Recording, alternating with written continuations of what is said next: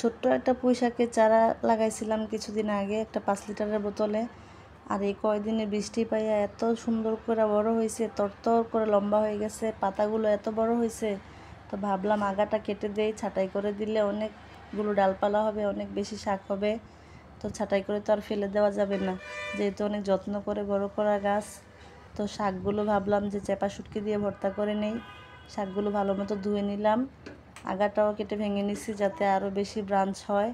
তো ভালো মতো ধুয়ে পানি জড়িয়ে কুচি করে নিছি। একটা আলু কুচি করে নিছি চিকন করে, যেহেতু শাক কম তাই একটা আলু দিলে একটু বাড়বে। পেঁয়াজ রসুন কুচি করে নিছি। তো প্রথমে পেঁয়াজ রসুনগুলো দিয়ে দিলাম প্যানের মধ্যে। তারপরে পেঁয়াজগুলো ভালো করে ভেজে নিয়ে, রসুন ভালো করে ভেজে নিয়ে তারপরে এখন শুটকিগুলি দিয়ে দিব। 4-5টা চেপা শুটকি আমি ভালো মতো নাড়ি ভুড়ি পরিষ্কার করে ধুয়ে নিছি, এগুলো দিয়ে দিব। মানে এই ভর্তাটা হলে আজকে 2 প্লেট ভাত মাস্ট বি লাগবে আমার। অন্যদিন না খেতে পারলেও কিন্তু শুটকির আইটেম হলে এদিন আমি বেশি করে ভাত খাওয়া হয় আমার।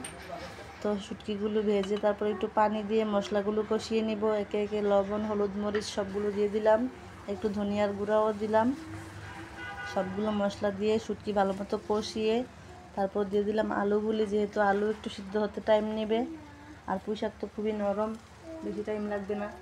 আলুগুলো দিয়ে একটু নেড়ে চেড়ে তারপরে দিয়ে দিলাম পুঁই শাকগুলো দিয়ে একটু নেড়ে চেড়ে তারপরে ঢাকনা দিয়ে ঢেকে রাখবো যতক্ষণ না ভালো মতো একদম ভর্তা ভর্তা হয়। মাঝে মধ্যে নেড়ে চেড়ে দিব ঢাকনা তুলে।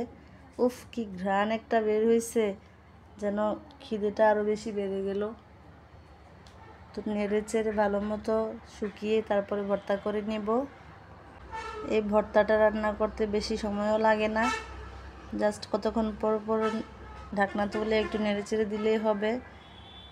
একদম নেড়ে চেড়ে ভর্তা করে নিতে হবে। এই তো রান্না প্রায় হয়ে গেছে, এখন বাটিতে তুলে নিব। এখন শুধু জাস্ট গামলা ভর্তি ভাত খাওয়ার পালা। এই তো যখন একেবারে শুকিয়ে ভুনা ভুনা হয়ে গেছে তখন বাটিতে তুলে নিচ্ছি। উফ, ঘ্রাণে ঘরটা একদম মুড়মুড় করছে। কোন সময় ভাত খাবো মনে হচ্ছে, জিভ দিয়ে জল পড়ছে। তো এই তো আর অপেক্ষা নয়, ভাত নিয়ে বসে গেলাম। আমি একটুখানি নিলাম, একটুখানি দিয়ে আমি কয়েক লোকমা ভাত খেতে খেতেই অপর দিকের মানুষটা বাটি একদম খালি করে ফেলছে। অল্প একটু ভর্তা, আমি তো একটুই নিলাম।